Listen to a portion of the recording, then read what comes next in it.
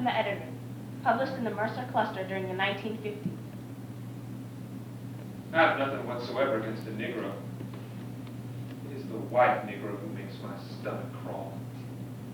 Who are these white Negroes? They are white people who are dying to love, serve, and mix with Negroes.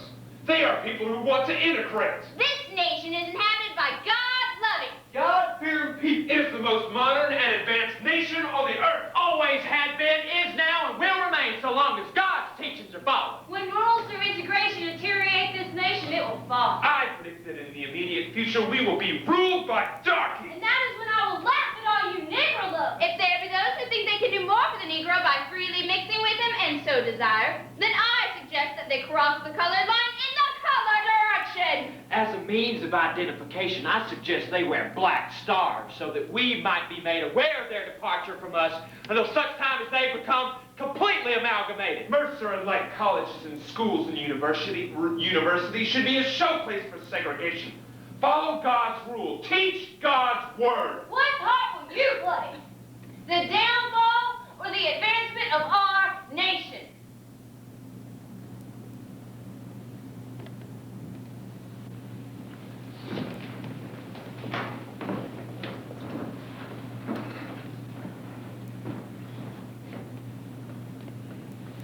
Combustible burn, seventh principle. We will accept each person for what he or she is. On May 17, 1954, the Brown versus the Board of Education Supreme Court decision took place. And that was the year that I graduated from college. And that summer, My brother Cliff and I rented out a little place on the West Ridge Circle. A Navy man and his family were gone for the summer, and so we were staying there. I got a job at Sears downtown, and I met, I'll use the term I used back then. I would call him an African American today, but he was a Negro back then. His name was Richard Scott. I was a junior at Talladega College. One summer I came home from college and took a job at Sears Roller. I was a carpet cutter, measuring and cutting carpets, and there's a white fellow who also worked with me there. We became friends. I liked him, and he liked me. Once he invited me to his house. And Richard came out to my house. The boy and I have become really good friends. We were playing croquet. You know, it was fun. Started the hamburgers going at West Ridge Circle. Seemed like the natural thing to do, you know. And then my brother came home. at the end of a very hot Macon day in the summer, and we talked. And then the phone rang. And then the phone rang. And the phone rang. And it said something like this. Get that nigger out of there! And it was shocking. Now remember, I am a little snotty-nosed boy from Clayton, Georgia, and I haven't been to Mercer for 4 years like my brother, and I haven't studied with Mac Bryan. So Furman came out and said, This is something you better handle. hello? Get that nigger out of our neighborhood right now! Out of our backyard! Somebody told me later that some neighbor had saw us standing out there on the back porch and saw me standing there. And not seen blacks in the community before, right? They hung the laundry, they mowed the lawns, all sorts of labor tasks and menial works for the white folks there.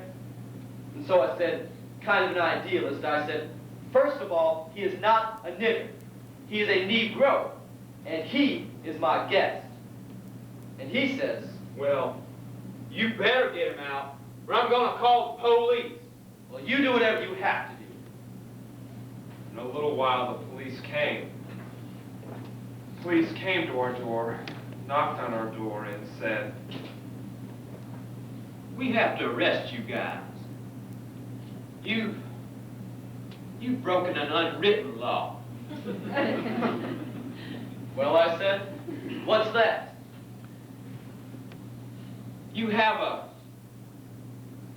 We hear you have a nigger in your house as your guest, and there's an unwritten law against that. So I said, have you got a warrant for our arrest? And he said no. And he starts to reach for the screen door, and now I remember this vividly. And as he reaches for it, I make out like I'm going to latch it, right? Only he doesn't know the latch is broken.